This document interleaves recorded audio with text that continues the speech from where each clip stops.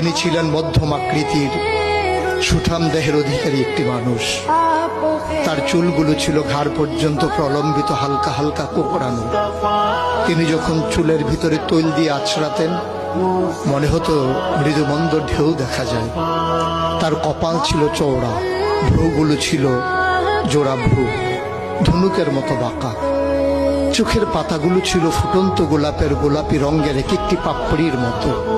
তিনি কখনো বা যখন চোখের পলক ফেলতেন মনে হতো মৃদুমন্দ বাতাসে গোলাপ পাপড়ি যেন দোল খাচ্ছে।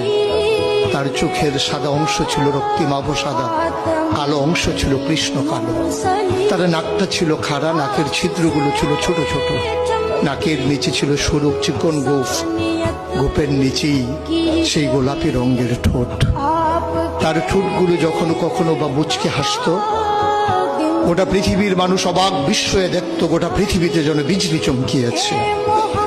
তিনি কখনো বা যখন এই রাস্তা দিয়ে হেঁটে যেতেন, 1 মাস পরেও কখনো যখন সাহাবা হাঁটতেন তার গায়ের জান্নাতি গন্ধ তারা পেতেন।